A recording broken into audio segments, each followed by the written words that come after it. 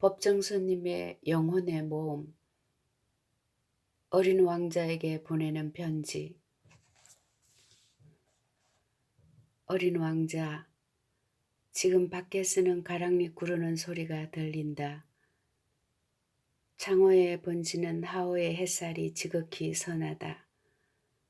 이런 시각에 나는 티없이 맑은 내 목소리를 듣는다. 구슬 같은 눈매를 본다. 하루에도 몇 번씩 해지는 광경을 바라보고 있을 그 눈매를 그린다. 이런 메아리가 울려온다. 나하고 친하다. 나는 외롭다. 나는 외롭다. 나는 외롭다. 나는 외롭다. 어린 왕자, 이제 너는 내게서 무연한 남이 아니다. 한 지붕 아래 사는 낯익은 식구다. 지금까지 너를 20번도 더 읽은 나는 이제 새삼스레 글자를 읽을 필요도 없어졌다. 책장을 훌훌 넘기기만 해도 내 세계를 너무 다 볼 수 있기 때문이다. 행간에 쓰여진 사연까지도 여백에 스며있는 목소리까지도 죄다 읽고 들을 수 있게 되었다. 몇 해 전, 그러니까 1965년 5월 너와 마주한 것은 하나의 해오였다. 너를 통해서 비로소 인간관계의 바탕을 인식할 수 있었고 세계와 나의 촌수를 헤아리게 되었다. 그때까지 보이지 않는 사물이 보이게 되고 들리지 않던 소리가 들리게 된 것이다. 너를 통해서 나 자신과 마주친 것이다. 그때부터 나의 가난한 서가에서는 너의 동료들이 하나둘 모여들기 시작했다. 그 아이들은 메마른 나의 가지에 푸른 수액을 돌게 했다. 솔바람 소리처럼 무심한 세계로 나를 이끌었다. 그리고 내가 하는 일이 곧 나의 존재임을 투명하게 깨우쳐 주었다. 때로는 그저 괜히 창문을 열 때가 있다. 밤하늘을 쳐다보며 귀를 기울인다. 방울처럼 울려올 내 웃음소리를 듣기 위해 그리고 혼자서 웃음을 머금는다. 이런 나를 곁에서 이상히 여긴다면 내가 가르쳐 준 대로 나는 이렇게 말하리라. 별들을 보고 있으면 난 언제든지 웃음이 나네. 어린 왕자, 너의 아저씨는 이렇게 말하고 있더라. 어른들은 숫자를 좋아한다. 어른들에게 새로 사귄 동무 이야기를 하면 제일 중요한 것은 도무지 묻지 않는다. 그분들은 그 동무의 목소리가 어떠냐, 무슨 장난을 제일 좋아하느냐, 나비 같은 걸 채집하느냐, 이렇게 묻는 일은 절대로 없다. 나이가 몇이냐, 형제가 몇이냐, 몸무게가 얼마나 나가느냐, 그의 아버지는 얼마나 버느냐, 이것이 그분들의 묻는 말이다. 그제서야 그 동물을 아는 줄로 생각한다. 만약 어른들에게 창틀에는 제라늄이 피어있고 지붕에는 비둘기들이 놀고 있는 아름다운 붉은 벽돌집을 보았다라고 말하면 그분들은 이 집이 어떻게 생겼는지 생각해 내질 못한다. 1억 원짜리 집을 보았어 라고 해야 한다. 그러면 그 참 굉장하구나 하고 감탄한다. 지금 우리 둘레에서는 숫자 노름이 한창이다. 2차례 선거를 치르고 나더니 물가가 뛰어오르고 수출고가 예상보다 처지고 국민소득이 어떻다는 등 잘 산다는 것은 눈에 보이는 숫자의 단위가 많을수록 좋다는 것이다. 따라서 다스리는 사람들은 이 숫자에 대해 관심을 쏟고 있다. 숫자가 늘어나면 어시되고 줄어들면 마구 화를 낸다. 자기 목숨의 심지가 얼마쯤 남았는지도 무관심이면서 눈에 보이는 숫자에만 매달리고 살고 있다. 그런데 이런 가시적인 숫자의 노름으로 인해서 불가시적인 인간의 영역이 날로 위축되고 메말라 간다는 데 문제가 있다. 똑같은 물을 마시는데도 소가 마시면 우위를 만들고 뱀이 마시면 독을 맞는다는 비유가 있지만 숫자를 다루는 그 당사자들의 인간적인 바탕이 문제다.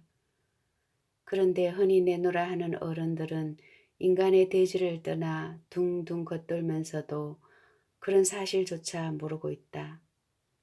어린 왕자, 너는 그런 사람을 가리켜 버섯이라고 했지. 그는 꽃향기를 맡아본 일도 없고 별을 바라본 일도 없고 누구를 사랑해 본 일도 없어. 더하기 밖에는 아무것도 한 일이 없어. 그러면서도 온종일 나는 착한 사람이다. 나는 착한 사람이다 하고 내이고만 있어. 그리고 이것 때문에 잔뜩 교만을 부리고 있어. 그렇지만 그런 사람이 아니야. 버섯이야. 그래 내가 여호와한테서 들은 비밀처럼 가장 중요한 것은 눈에는 보이지 않아. 잘 보려면 마음으로 보아야 한다. 사실 눈에 보이는 것은 빙산의 한 모서리에 불과해. 보다 크고 넓은 것은 마음으로 느껴야지. 그런데 어른들은 어디 그래? 눈앞에 나타나야만 보인다고 하거든. 정말 눈뜬 장님들이지. 눈에 보이지 않는 세계까지도 꿰뚫어 볼 수 있는 그 설기가 현대인에게 아쉽다는 말이다. 어린 왕자, 너는 단 하나밖에 없는 소중한 꽃인 줄 알았다가 그 꽃과 같은 많은 장미를 보고 실망한 나머지 풀밭에 엎드려 울었고 그때 여우가 나타나 길들인다는 말을 가르쳐 주었어. 그건 너무 잊혀진 말이라고 하면서 관계를 맺는다는 뜻이라고. 길들이기 전에는 서로가 아직은 몇천 몇만의 흔해 빠진 비슷한 존재에 불과하여 아쉽거나 그립지도 않지만 일단 길을 들이게 되면 이 세상에서 단 하나밖에 없는 소중한 존재가 되고 만다는 거야.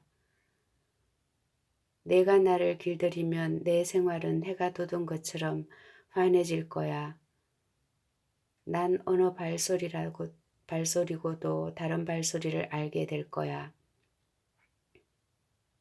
내 발자국 소리는 음악이 되어 나를 굴박으로 불러낼 거야. 그리고 여호와는 아무 상관도 없는 밀밭이 어린 왕자의 머리가 금빛이라는 이 한 가지 사실 때문에 황금빛이 감도는 밀밭을 보면 그리워지고 밀밭을 지나가는 바람소리가 좋아질 거라고 했다. 그토록 절절한 관계가 오늘의 인간 촌락에서는 퇴색해 버렸다. 서로를 이해와 타산으로 이용하려 들거든. 정말 각박한 세상이야.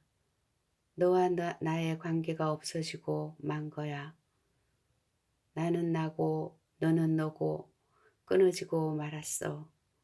이와 같이 뿔뿔이 흩어져 버렸기 때문에 나와 너는 더욱 외로워질 수밖에 없는 거야. 인간관계가 회복되려면 나, 너 사이에 와가 개재되어야만 해.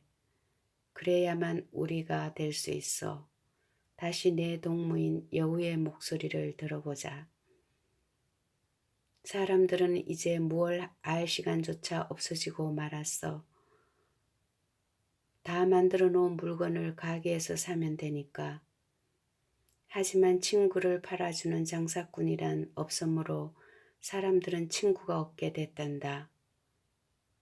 친구가 갖고 싶거든 날 길들여. 길들인다는 뜻을 알아차린 어린 왕자. 너는 내가 그 장미꽃을 위해 보낸 시간 때문에 내 장미꽃이 그토록 소중하게 된 것임을 알고 이렇게 말한다. 내 장미꽃 하나만으로 수천 수만의 장미꽃을 당하고도 남아. 그건 내가 물을 준 꽃이니까. 내가 꽃가를 씌워주고 병풍으로 바람을 막아준 꽃이니까. 내가 벌레를 잡아준 것이 그 장미꽃이었으니까. 그리고 원망하는 소리나 자랑하는 말이나 혹은 점잖게 있는 것까지도 다 들어준 것이 그 꽃이었으니까. 그건 내 장미꽃이었으니까.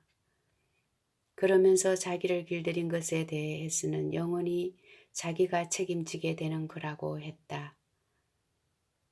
너는 내 장미꽃에 대해서 책임이 있어. 사람들은 특급 열차를 잡아타지만 뭘 찾아가는지 몰라. 그렇다. 현대인들은 바쁘게 살고 있다. 시간에 쫓기고 일에 밀리고 돈에 추격당하면서 정신없이 산다. 어디서 와서 어디로 가는지도 모르면서 피로회복제를 마셔가며 그저 바쁘게만 뛰어다니려고 한다. 전혀 길들일 줄을 모른다.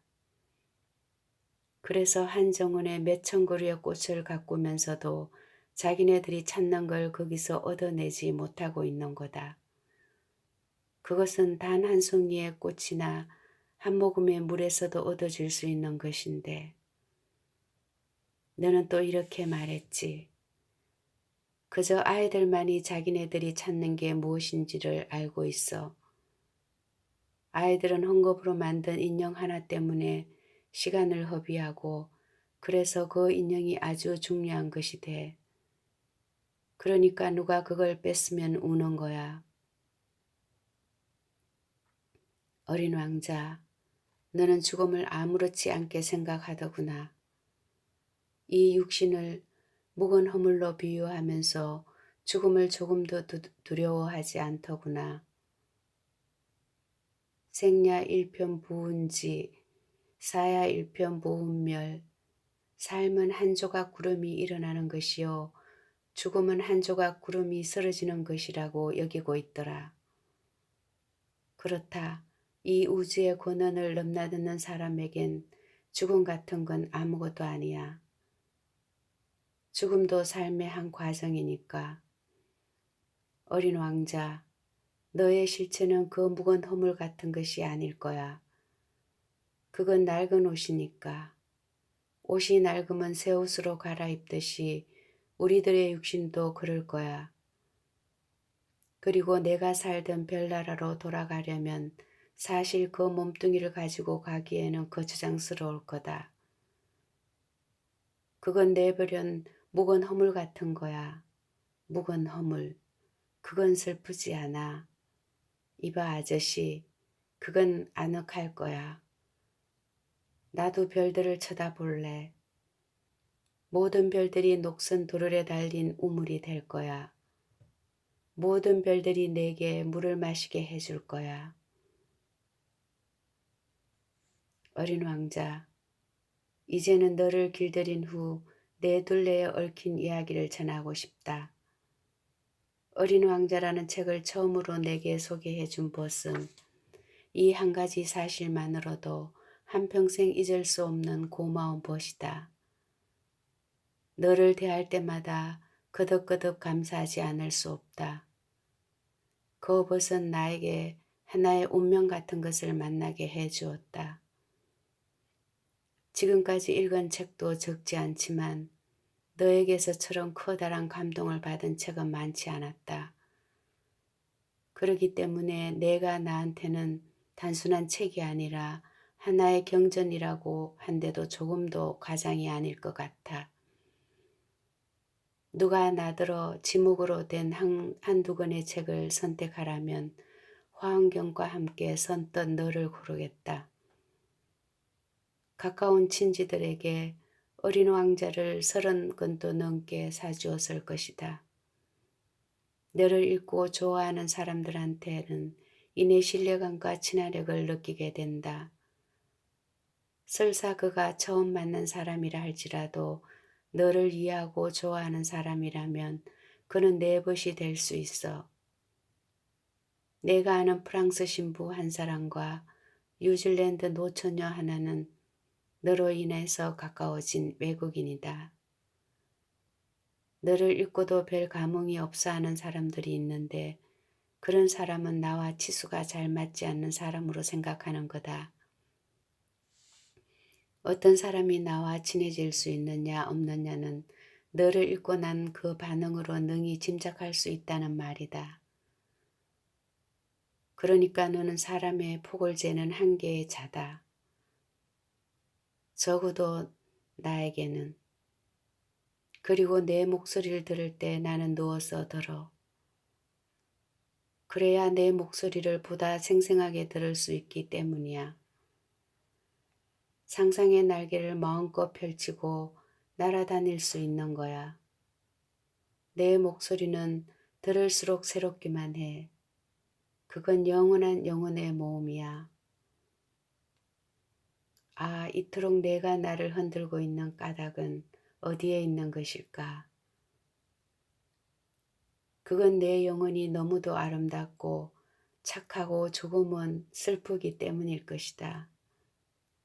사막이 아름다운 건 어디엔가 샘물이 고여 있어서 그렇듯이 내 소중한 장미와 고피가 없는 양에게 안부를 전해다오.